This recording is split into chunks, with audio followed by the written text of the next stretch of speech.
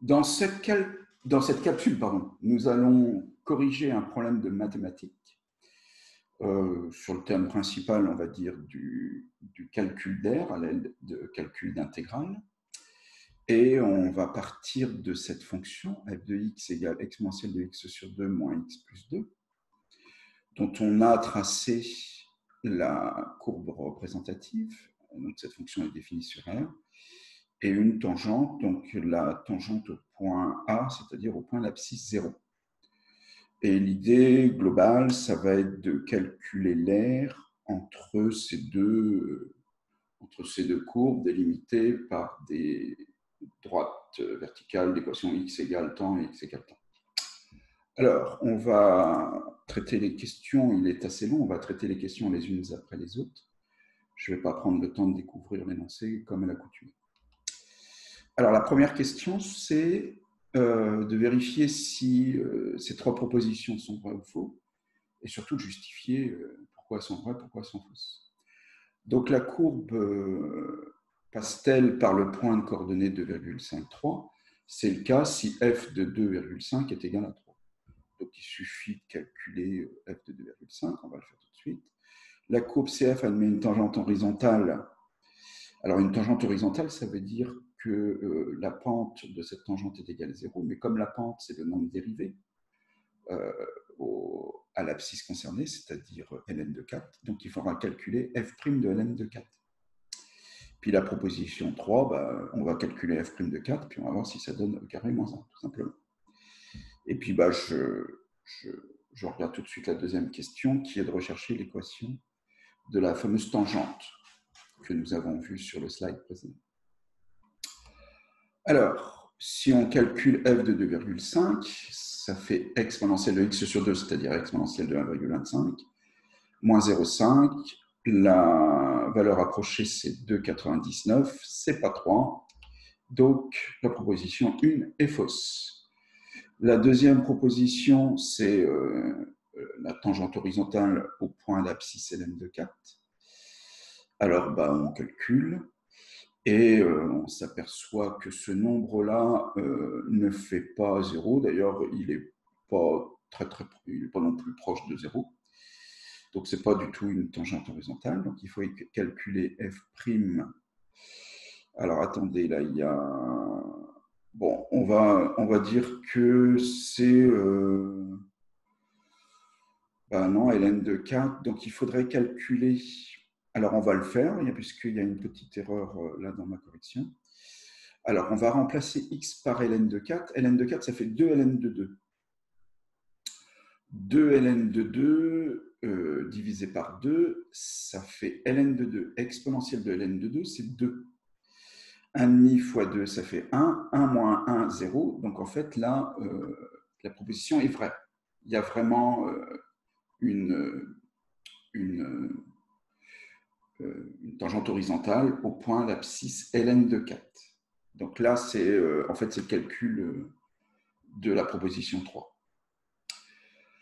Voilà, le f' de x, donc la fonction f démarre par exponentielle de x sur 2, dont la dérivée est 1,5 fois exponentielle de x sur 2, parce que x sur 2, c'est pareil que 1,5 de x. Et puis, dans f de x, il y a moins x, dont la dérivée est moins 1. Voilà, pour la proposition 3, finalement, c'est fait, parce que f' de 4, c'est ce nombre-là, ça fait 1,5 de carré moins 1. Et là, pour le coup, c'est pas ce qu'on avait là, c'est pas e carré moins 1. Voilà. L'équation de la tangente au point A, puisque son abscisse est égale à 0, j'applique la formule qui donne l'équation d'une tangente, y égale f' de x0, facteur de x moins x0, plus f de x0. Là, en l'occurrence, x0, qui est l'abscisse de A, c'est 0. Donc, ça donne cette formule-là. Et si je calcule, f' de x étant égal à cette fonction-là, je trouve y égale moins 1,5 de x plus 3, qui est bien l'équation recherchée. Alors, deuxième partie de ce problème, en vue de rechercher l'air entre les deux courbes, la courbe et sa tangente, on va étudier la fonction qui est égale à l'écart entre f de x et 1 demi de x moins 1 demi de x plus 3. Alors, ils sont bien gentils, ils vous donnent la version simplifiée de f de x moins 1 demi de x plus 3, ce que vous auriez pu faire, mais bon, on prend. Étudier le sens de variation de la fonction g, donc il va falloir calculer g' et en chercher le signe. Puis après, il y aura les limites à déterminer, le tableau de variation et la position relative entre les deux, entre la courbe représentative de f et la tangente. Alors tout d'abord, on va calculer g' de x. Alors il y a encore ce exponentiel de x sur 2 qui est égal à 1,5 de exponentiel de x sur 2. Et la dérivée de moins 1 demi de x, c'est moins 1,5. Donc ça fait bien ce que je viens de dire, 1,5 de exponentiel de x sur 2 moins 1,5. Bon, on factorise par 1 demi, ça va nous permettre de rechercher juste le signe de ce terme-là. Pour ce faire, si on y va prudemment, on résout une inéquation qui est, je recherche par exemple, alors puisque là j'ai démarré par inférieur ou égal à 0, je recherche quand exponentielle de x sur 2 moins 1 est inférieur ou égal à 0, c'est-à-dire quand exponentielle de x sur 2 est inférieur ou égal à 1, mais comme 1 c'est pareil que e puissance 0, ça veut dire que l'inéquation devient exponentielle de x sur 2 inférieure à exponentielle de 0, soit x sur 2 inférieur à 0, donc x inférieur à 0. Donc la dérivée est négative lorsque x est négatif et sur moins l'infini 0. Et quand elle n'est pas négative, elle est positive, donc la dérivée sera positive sur 0 plus infini. Les limites.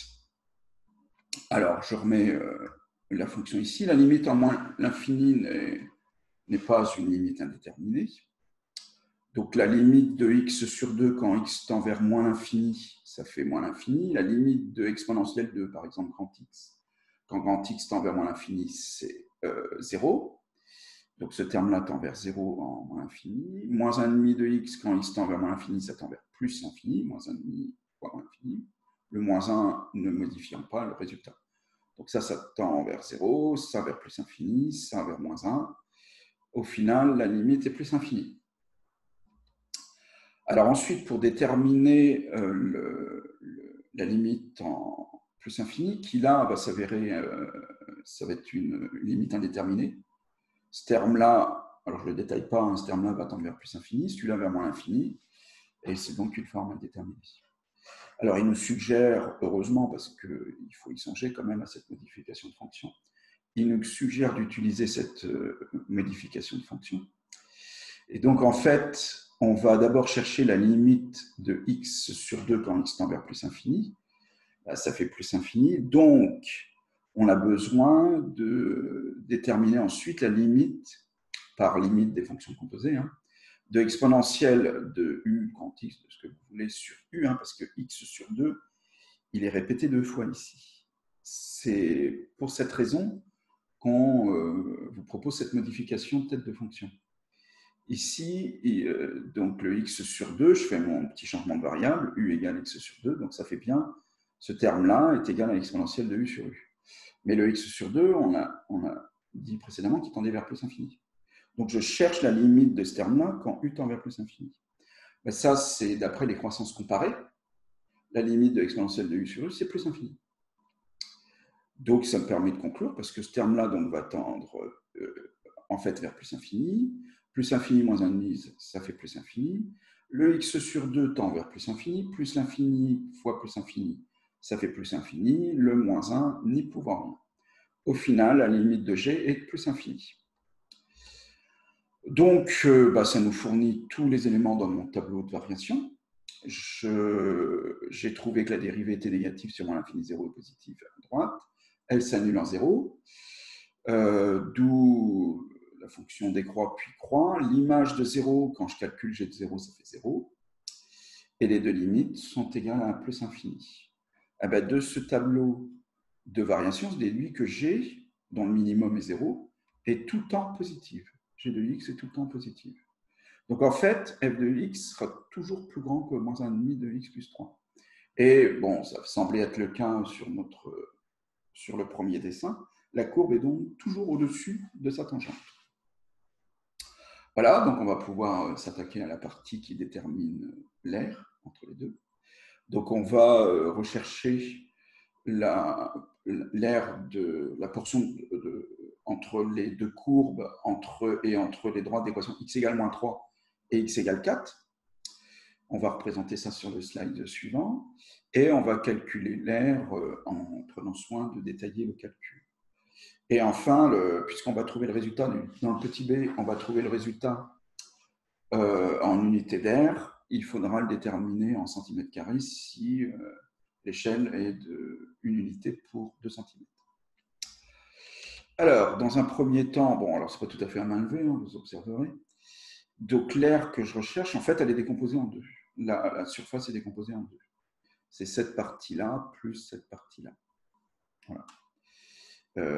Ça, c'est la droite d'équation x égale moins 3, hein, en fait. Je n'ai pas remis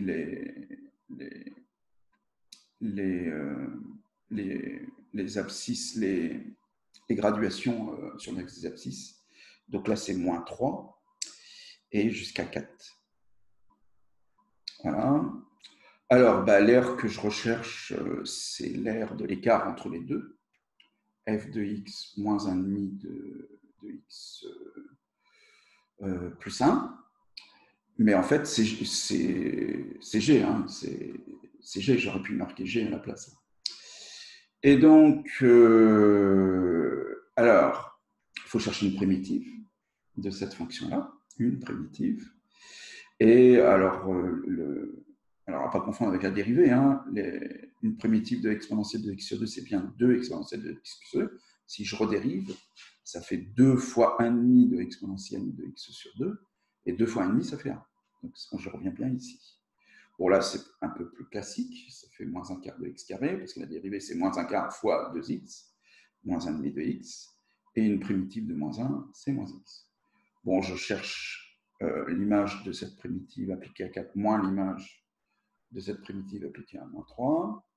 Ça me donne, donc là, si je remplace x par 4, ça fait bien 2 carré. Moins 16 sur 4, ça fait bien moins 4, moins 4. Et là, maintenant, avec 3, 2 fois exponentielle. Alors, ce n'est pas moins 1,5, c'est plus 1,5, excusez les coquilles. Non, moins 3, si, c'est bien moins 1,5, c'est moi la coquille, là, pour le coup. 3, ça fait 9, moins 9 quarts, et moins 3, ça fait plus 3. La valeur exacte, c'est cette chose-là.